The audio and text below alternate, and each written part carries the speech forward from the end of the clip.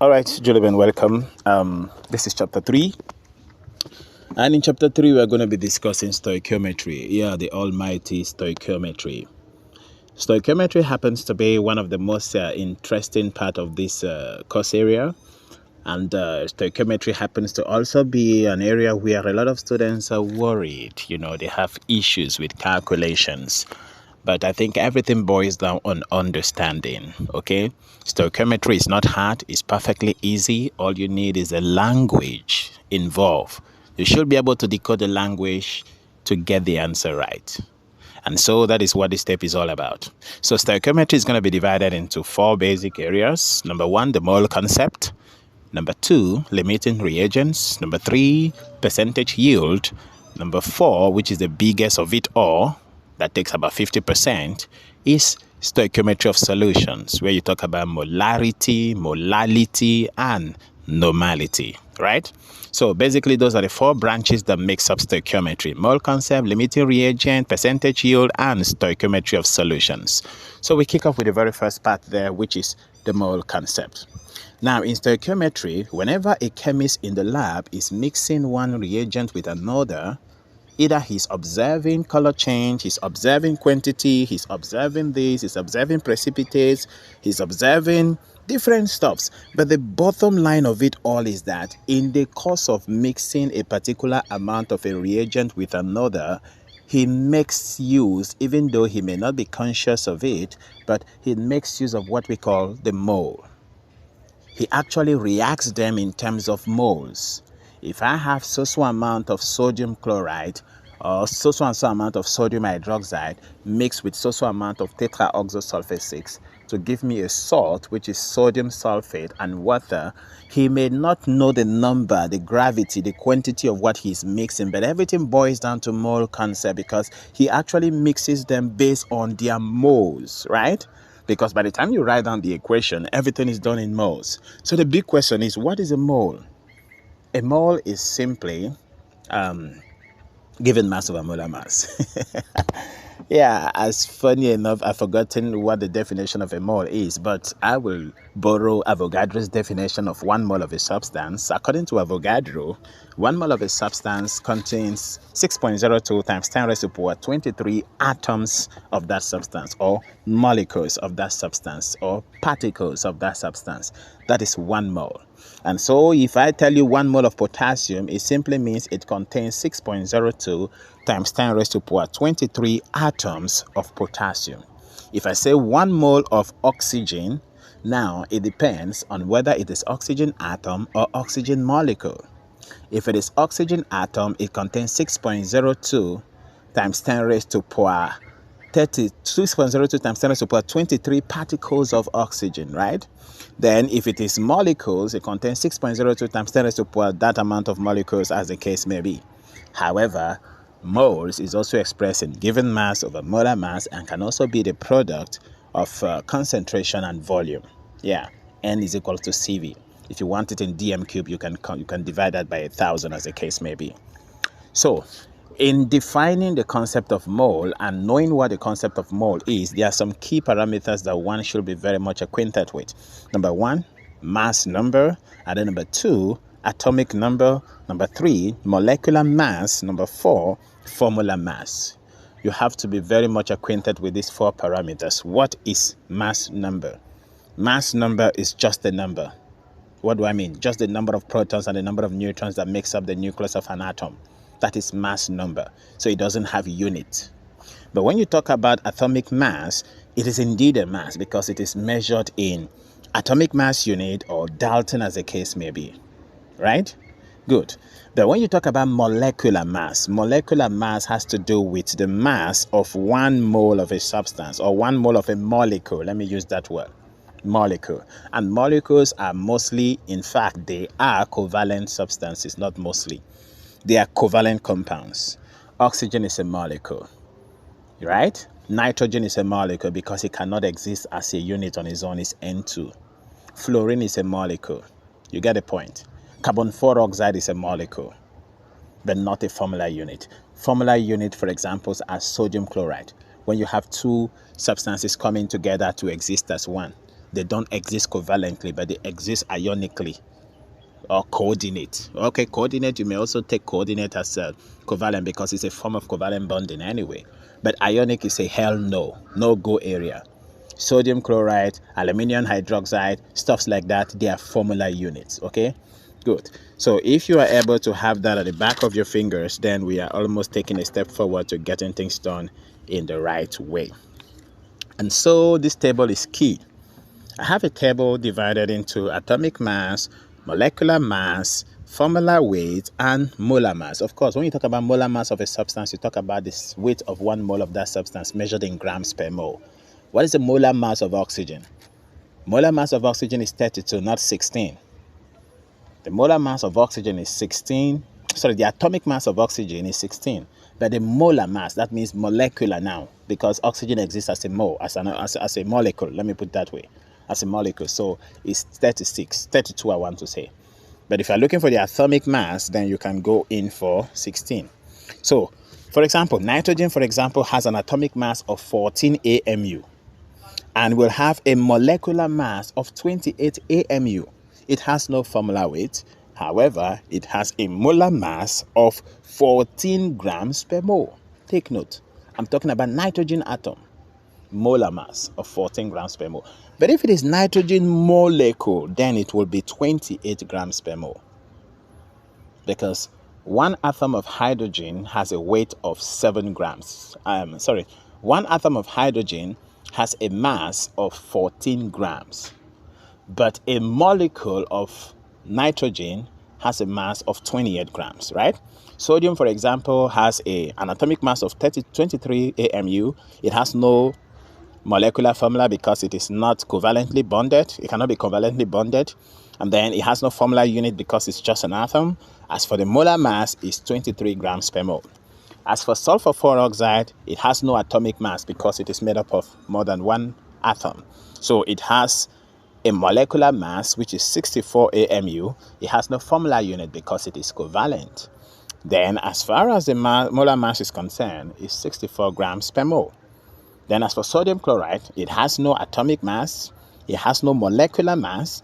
It has a formula unit of 58.5 and a molar mass of 58.5 grams per mole. These are key concepts that you should store in your memory.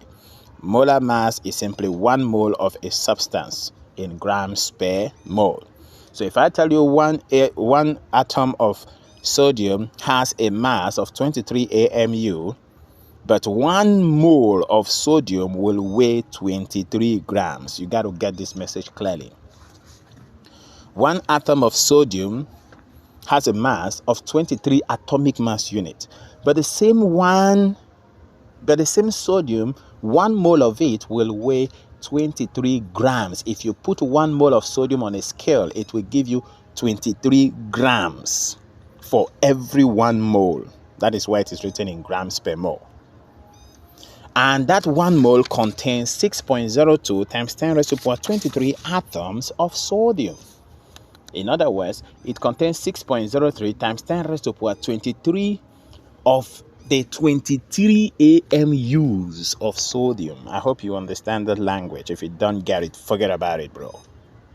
Now, as for a gas, it is important for you to know that 1 mole of a gas occupies 22.4 dm cube or 22.4 liters of volume at standard temperature and pressure. So if 1 mole of oxygen molecule weighs 32 grams, that 1 mole of oxygen molecule will occupy 22.4 dm cube or 22.4 liters as volume at STP. Now take note, there is a difference between 1 mole of oxygen atom and 1 mole of oxygen molecule. 1 mole of oxygen atom weighs 16 grams on a scale, but 1 mole of oxygen molecule will weigh 32 grams on a scale. That is to say, if you take 1 mole of oxygen molecule and put it on a scale balance, it will give you 32 grams. But if it is the atomic version of it that you pick 1 mole of, it will give you 16 grams. Very, very important. And the same thing is applicable to hydrogen. What is the what is the weight of 1 mole of hydrogen atom? 1 mole of hydrogen atom weighs 1 gram. But 1 mole of hydrogen molecule will weigh 2 grams. And that 2 grams will occupy 22.4 dm cube volume at STP. That is what we are saying. And this information is key and sacrosanct because it will help you answer as many questions as possible. Time to play with some few questions. What volume of hydrogen will be liberated when 3.25 gram of magnesium reacts with excess HCl at standard temperature and pressure? And of course, you are given the mass of magnesium, hydrogen, chlorine, and the volume of the gas at STP. The big question here is, what volume of hydrogen will be liberated when so and so mass of magnesium reacts with HCl? The first thing you are going to do in answering such stoichiometric question is to write down the equation and balance it. Failure to write down the right equation and balancing is already a beginning to an end because you will surely fail the question. So if you write the expression very well, you have magnesium plus 2HCl to give you magnesium chloride and hydrogen being liberated. Now the question is talking about liberation of hydrogen and magnesium. These are the two guys that you need to isolate. In every stoichiometric question, you're expected to first isolate. Having isolated, convert to the language of the question. Having converted to the language of the question, then you analyze. Those are the 3 steps in answering stoichiometric questions. Isolate the parameters that are involved. The major parameters involved here are magnesium and hydrogen because they gave you the mass of magnesium and you are looking for the volume of hydrogen. So those are the guys you isolate. So the number of moles of magnesium is 1. The number of moles of hydrogen is as well 1. Having isolated them, the next thing to do is to convert them to their languages. Now, the language is giving you mass of magnesium in grams and you are asked for volume. So if 1 mole of magnesium weighs 24 grams and 1 mole of hydrogen molecule occupies 22.4 dm cube. So at this point now, I'm about to analyze 3.25 gram of magnesium will occupy what volume at STP. And by the time you do that mathematics, you get your value as 3 dm cube. You get it? So the basic line here is, having isolated the 2 parameters involved, use their number of moles to put them in their standard form. 1 mole of magnesium is 24 grams. 1 mole of hydrogen will occupy 22.4 dm cube. As for hydrogen, it is either atom or molecule. It will occupy 22.4 dm cube at STP. All right. So that takes us to another question or another potential question that you may just see your way. And that question is as follows. What mass of potassium will completely react with 400 cm cube of 0.5 mole per dm cube of HCl? What mass of potassium will completely react with 400 cm cube of 0.5 molar concentration of HCl? Now take note, anytime you see volume and molar concentration, that is to say V and C, just be rest assured that number of moles is easy and key to get. Just multiply the volume and the molar concentration and you're good to go. But take note, if the volume given to you is in cm cube and the molarity is in mole per dm cube, you have to convert that volume that is in cm cube to dm cube and dividing by 1000. So that means 0.4 dm cube at 0.5 molar concentration. So if you multiply those two guys, you're going to have 0.2 moles. That simply means that what mass of potassium will completely react with 0.2 moles of HCl? So you write down the equation, balance it, and you will have to do your isolation, which is potassium and HCl. They are 2 moles, so if you reduce them, it's 1:1. That means 1 mole of potassium will react with 1 mole of HCl. And 1 mole of potassium weighs 39 grams. 1 mole of HCl, you can leave it in moles because you're looking for number of moles now. So what will now be the mass of potassium when 0.2 moles are involved? You do your cross multiplications and boom, you're good to go. So that is that for the mole concept, and that takes us to limiting reagent. Limiting reagent. What is a limiting reagent? A limiting reagent is simply that reagent or that substance in a chemical reaction that which when consumed leads or eliminates the further production of the product in that reaction. You call such a limiting reagent. What is that substance? in the reactant, which when it is fully consumed, there is no room for any other element to be formed in the product, that you call the limiting reagent. And how do you identify such element or such substance in the reactant of a reaction? You cannot identify such element or such substance by mere looking at the number of moles of reaction, because that is a big mistake that one can ever do. You look at a chemical reaction, you see 1 mole of HCl reacting with 20 moles of probably sodium hydroxide. You say, aha, HCl should be the limiting reagent. Why sodium hydroxide should be the reagent in excess? Come on, we are talking about 1 mole of HCl and 20 moles of sodium hydroxide. It doesn't work that way. The number of moles cannot just determine for you the limiting reagent or the reagent in excess. That is not all. It is also important for you to know that the mass given of a substance in the reactant cannot tell you the limiting reagent. That's the truth. If, for example, I have a reaction between nitrogen and hydrogen to produce ammonia in the Haber process, and I tell you I'm using 1,000 grams of hydrogen with just 50 grams of nitrogen, and I am now asking you which one is the limiting reagent, you say, aha, come on, hydrogen is 1,000 while nitrogen is 50 grams. Automatically hydrogen is the limiting reagent. It doesn't work that way. It doesn't work that way. My explanation may not be a perfect example, but it doesn't work that way. You can't determine limiting reagent by virtually looking at the masses or the number of moles in the reaction. You have to test them. And testing them simply means making use of their molar masses. And for a matter of fact, when you are given a particular reaction that is already balanced and you're looking for the limiting reagent, if you know the molar mass of the two substances and the given mass of the two substances happens to be equal, let's say hydrogen is 100 grams, nitrogen is 100 grams, and you're asked which of them is a limiting reagent in that balanced reaction, the limiting reagent is the one that will easily be used up. And from my own investigation, the limiting reagent is always, take note, the limiting reagent is always the molar mass, which happens to be, how do I put it now so that you get the message? Or let me just put it in this way.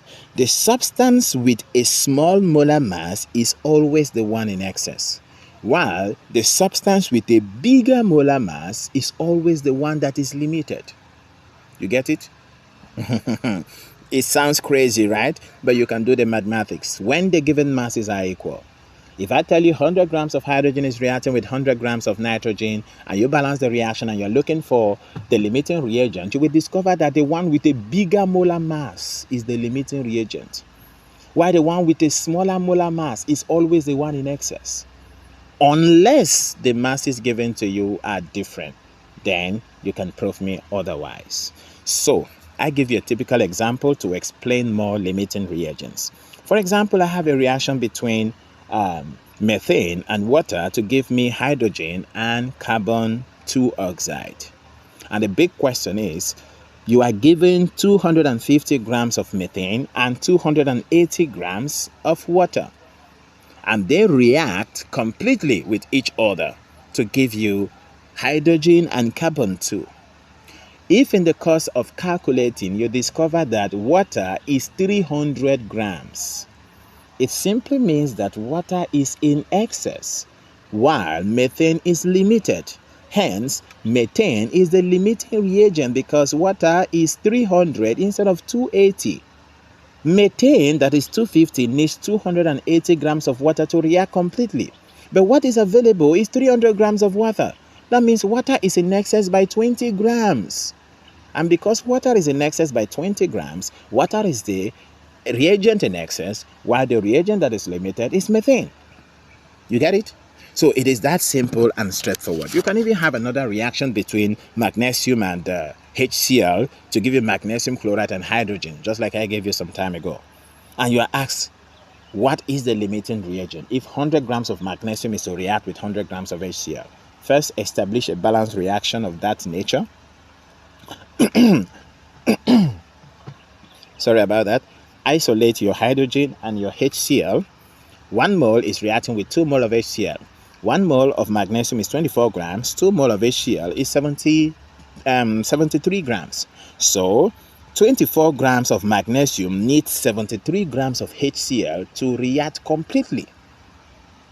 Now, 100 grams of magnesium that has been given to us will need how many mass of HCl to react completely?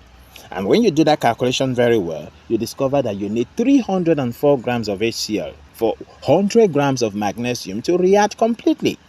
And you were only given 100 grams of HCl. That invariably means that HCl is in excess. You get it? That's simply, what am I saying? HCl cannot be in excess.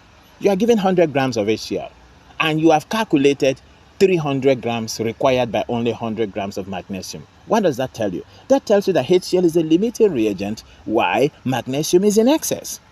You get it? Yeah, magnesium is in excess. That's the gospel truth. And you can check their molar masses to know what I'm talking about. The molar mass of magnesium is 24. The molar mass of HCl is 35 or 35.5. So, remember, when the masses happens to be equal, the bigger the molar mass, the limiting reagent it becomes. The smaller the molar mass, the excess it becomes. So, in this reaction, you will discover that HCl, which has a bigger molar mass, is the limiting reagent, while the one with the smaller molar mass is the one in excess. And that is when they have equal masses. Don't get me wrong. All right, so that closes the chapter of limiting reagents and opens the chapter for percentage yield. Very, very important. So, percentage yield. I think we're going to end this audio with percentage yield so that it won't be too long. Percentage yield. Every chemical reaction, that takes place, whosoever that is performing the reaction has an expectation of a product to get. If I mix hydrogen and oxygen expecting to get water, if I get water, a particular amount of water I get is called the yield or the actual yield, right? So it is important for you to understand percentage yield. It's just like someone entering an exam hall and after writing exam and tells himself, well, this exam I have written, I'm expecting an A. But when result comes out, he sees a B. So what does that A signify? That A is simply representing his theoretical yield, his calculated yield. It simply represents his expected yield. But what he now got the B is called the actual yield, which is the actual value he got at the end of the day. So that is the same scenario that takes place here. So percentage yield is the ratio of the actual yield to the theoretical yield or calculated yield or expected yield in a chemical reaction times 100 all over 1. The reason is because in every chemical reaction, your expected yield can never be equal or greater than your actual yield. It is not possible and it is never done. The big question is, why is it not possible? So many factors can lead to the impossibility of your expected yield to be equal to your actual yield, not to talk of more than your actual yield. That one is a no-go area. I give you a typical example. I have hydrogen and oxygen to give me 2 molecules of water. A hydrogen molecule weighs 2 grams. Oxygen molecule weighs 16 grams. And if you add the two, it will give you 18 grams. And of course, if you check that, the law of conservation of mass obeyed. But after the reaction, what I'm getting is 15 grams of water, which is actually my actual yield, right? Good. Now, theoretically speaking, when you mix 2 grams of hydrogen and 16 grams of water, of 16 grams of oxygen, you're expected to get 18 grams of water. That's the expected yield. But unfortunately, what you get is 15. And that 15 is the actual. So when you calculate the percentage yield, that's 15 all over 18 times 100 all over 1, that gives you 83%. And that means that the reaction actually is a viable one. It's a viable one, right? Now, it's important for you to know that percentage yield can either be 0, less than 0, or equal to 100%. When percentage yield is equal to 0, it means none of the participants in the reaction partook in the reaction. In other words, the reactants were not used. When it is less than 100%, it means some of the reactants actually reacted to form the product. When it is equal to 100%, it means all the reactant partook in the reaction and yielded the equivalent mass in the product, which is almost impossible because you will definitely have some losses here and there. And where are these losses will come from? Why can it not be possible for an expected yield to be equal to what we refer to as the actual yield? Why must it always be less than? This is because of three basic reasons. Three basic reasons can always lead to that. Number one, very slow reactions and reversible reactions can lead to such problem. A reaction that is very slow or that is easily reversible will never give you a product that is equal to the actual yield at any point in time. The reason of the reversibility means part of the product is now being used to create a reactant. And you see that it's not reverse. You see that you can't get it in one direction. The second reason is side reactions may occur during the process. Imagine I'm performing Haber process in an open air interface. I have hydrogen combining with nitrogen to give me ammonia. Side reactions can take place. Nitrogen can combine with oxygen in the air in the presence of lightning and then produces nitrogen 4 oxide. The nitrogen 4 oxide now struggles to react with the hydrogen to give me ammonia. And how do you expect the mass of the product to be equal to your calculated yield? No, it's not going to happen. Some of the masses has already been used by oxygen. And so that's side reactions. Then another thing that can cause the expected yield never to be equal to or should always be less than the actual yield is what we call loss of substances during the chemical reaction. Loss of substances during the chemical reaction can be escaping of the gases after the reaction. Part of the gases has escaped, so when you measure it, it is less than. And apart from that, when you use a filter paper or a filtrate, some of the substances remain on the filtrate or some of them remains in the vessel.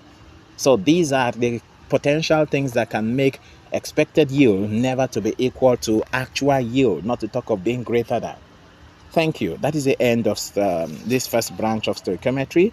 In the next part, we are going to look at stoichiometry of solution. That is molality, molarity, and normality. Boom.